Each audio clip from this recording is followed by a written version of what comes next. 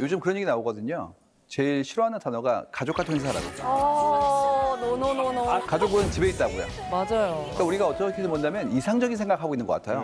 모여 있는 사람들은 다 굉장히 높은 수준의 친밀도를 가져야 되고 끈끈함을 기반으로 같이 연결돼 있다고 보지만 사실 그건 굉장한 수준의 피로도를 야기하는 거거든요. 맞아. 더군다나 요즘 어떤 상태냐면 관계가 넓어지고 있어요. 그러다 보니까 뭐 공연 같은 경우에도 몇십 개국에 동시에 송출하는 경우도 있고 회의 같은 경우에도 열 몇 개 국가랑 같이 얘기하는 경우도 생기잖아요.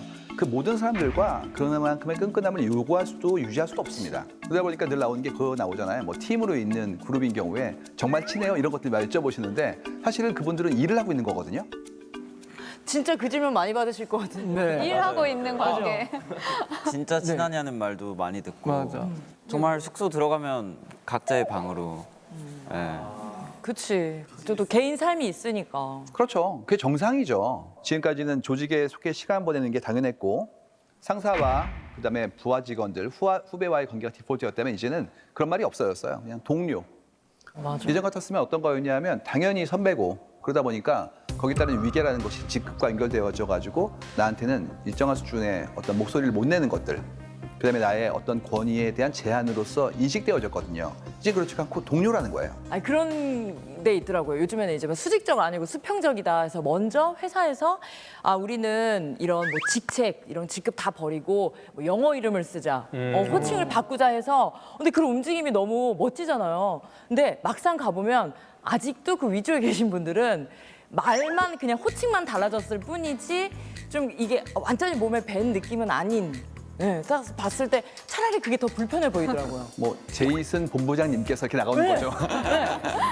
아니 그래 뭐 제이슨 뭐 왔어요 오셨어요라고 해면 되는데 제이슨 오셨습니까 이렇게 하면 그게 무슨 의미가 있나 싶기도 하고. 그렇죠. 근데 확실한 건 어떤 거냐면 부정확함이 있음에도 불구하고 아예 처음부터 위계를 가지고 있는 회사보다는 나을 거예요. 적어도 시도하고 있는 거거든요. 시도하고 생각해요. 그렇죠. 그리고 그런 표현이 결국에는 뭘 얘기하는 거냐면 각자에 대한 존중이 문화로서 정착되어지는 과정에 있는 것을 알고 있는 거예요.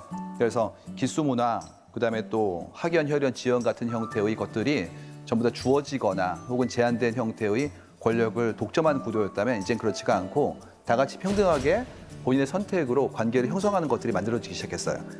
크루란 말을 많이 들어보셨죠? 네. 어디서 들어보셨어요? 저는 댄스 크루나 이제 PT 크루 이런 거 할 때 많이 들어봤어요. 일종의 이런 거죠. 너 나의 동료가 되겠니? 이런 거. 그냥 대등한 거죠. 예. 너와 내가 누군가의 종속 관계가 아니라 함께 뜻을 같이 하고 실행하는 그런 하나의 동료로서의 이미지를 가지고 있는 거거든요. 그래서 그 차이가 명백히 보여지기 시작했어요. 그래서 예전 같았으면 러닝 크루, 뭐 비보이 크루, 댄스 크루에 머무르던 것들이 이젠 그렇지가 않고 다양한 형태의 크루로 더 확장되어지고 있거든요. 그래서 이런 변화가 어떤 것이냐면 우리 삶에서 함께 모이는 방식 자체도 상당한 수준의 평등함을 기반으로 지금 재편되고 있는 거예요. 예전에도 동호회라는 것은 있었어요. 근데 차이가 있다면 예전 방식의 동호회 좀 가장 좀 약간 하드코어한 버전은 어떤 거냐면 조기축구회 같은 겁니다. 이제 딱 떠오르시죠? 어떤 건지. 새벽같이 모여서 일단 두 게임을 뛰고요. 형 동생이라 부르고 그다음에 약간의 주류를 포함해서 건하게 취하신 다음에 사우나를 가시고 다시 또 술을 드시는 이런 형태의 것들. 루틴이 있네요. 그렇죠. 그 안에 뭐가 있냐면 항상 회장과 수많은 부회장들이 있습니다. 그래서 늘 그렇듯이 먼저 뭘 하시냐면 연배를 기반으로 계급을 나누세요. 그러니까 출발이 뭐냐면 나는 훨씬 더 높은 위치에 있고 너는 그렇지 않다는 거예요. 전부 다 위계를 기반으로 한 것들이죠. 이제 그렇지가 않고 상대의 나이도 묻지 않고 각자의 개인정보와 필요 없이 우리가 원하는 것들만 함께하는 부분들의 평균적인 형태의 평등한 모임이 만들어지고 있는 거예요.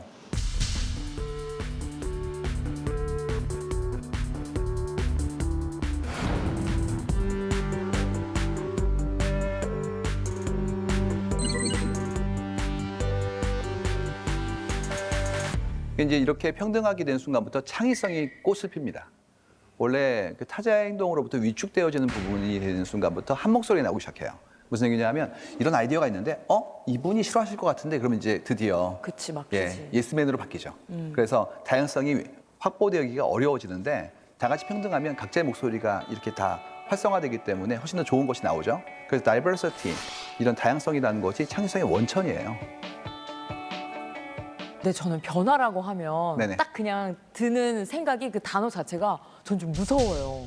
네. 그래서 뭔가 그 변화에 대비해서 내가 뭘 많이 준비해야 될 것 같고 그냥 딱 선뜻 저는 변화를 즐기는 사람이 좀 아닌지라 그래서 오늘도 계속 이 얘기를 들으면서 아 계속 입력해야지 내가 이거를 계속 행동으로 바뀌어야지라는 생각이 계속 했던 것 같아요. 근데 저는 도현 선배님이랑 완전 반대로 변화하면서 상황이 변하면 또 내가 변하게 되더라고요. 그래서 내가 변하는 모습도 재밌고 뭔가 좀 변화의 즐거움이 있는 것 같아요, 저한테.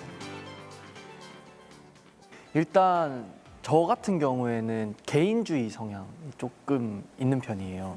그래서 밥 먹을 때도 혼자 먹는 게 편하고 이제 쉴 때도 혼자 쉬는 게 편한 스타일이어서 이제 그런 것들에 대한 변화도 사회에 조금 많이 생기지 않았나라는 생각을 조금 엄청 기쁘시겠네요, 더. 네. 예전 같았으면 반드시 같이 가 이런 거였는데 살짝 그래서 저는 이제 팬데믹 때문에 조금 변화된 사회가 뭔가 조금 더 저한테 맞는 것 같은 느낌이 있기는 해요. 이 모든 게 전부 다 각자의 가지고 있는 개성과 취향을 사실은 많이 양보하게 만드는 시스템이었거든요. 이제 그렇지 않기 때문에 이런 변화는 오히려 각자에겐 더 즐거운 일일 수도 있어요. 변화가 빠르면 생명체는 적응하고 적응해 온 것처럼 우리도 똑같이 그런 형태의 변화를 미리 인지하고 이를 기반으로 준비해야 돼요. 출발은 뭐냐면 이해입니다. 이해를 해야 변화의 추이를 알 수 있기 때문에 맞춰서 준비할 수 있으니까요. 요즘엔 정말 뭐 나이 뭐 이런 걸 떠나서 엔잡러 분들이 굉장히 많으시더라고요. 네, 그래서 되게 직업이 뭐예요라고 물어보는 게 어떻게 보면 좀 촌스럽게 느껴질 정도로 이제 뭐 방송하시는 선배님들을 보면은 방송뿐만 아니라 진짜 크리에이터로도 활동하고 계시는 분들도 있고 아니면 카페를 차리셨다거나 사업을 하시는 분들도 많아서 많이 계시는 것 같기는 해요. 예전에는 한우를 팔아 뭐 이런 얘기였죠. 이제 그렇지가 않고 아니 여러 가지 일을 할 수도 있는데 이런 것도 나오고요. 그다음에 이런 것도 있어요. 내가 도모를 한번 해보는데 나중에 새로운 일을 하기 위한 실험대로서의 시도들도 굉장히 많다라는 거 나오거든요. 사이드 프로젝트라고 그래가지고 직장인분들이 하나씩 일을 더 해보는 거예요. 그다음에 그걸 기반으로 내가 재밌어 보이고 흥미로워 보이면 확장해가지고 그걸 직업화시키는 것도 보이기 시작하거든요. 저희 연구자의 눈에는 어떻게 보이냐 하면 전부 다 주도권을 가지려는 그런 시도로 보여요. 삶의 주체성. 이런 식입니다. 좋은 조직에 들어왔지? 그러면 계속 하는 거다? 나는 노력을 해야겠지만 나의 노력보다 중요한 건 전체 조직의 역량과 운명이지. 그렇기 때문에 조직이 잘 되면 나는 잘 되지 않을까에 대한 희망 같은 내용이었어요. 이제 그렇지가 않고 조직은 조직이고 나는 나죠. 나의 발전이 조직에 도움이 되죠. 하지만 조직의 발전이 나의 발전과 동치는 아니라는 거예요. 이 모두가 조직보다 나에 대한 것으로 중심이 좀 움직이는 걸로 해석합니다.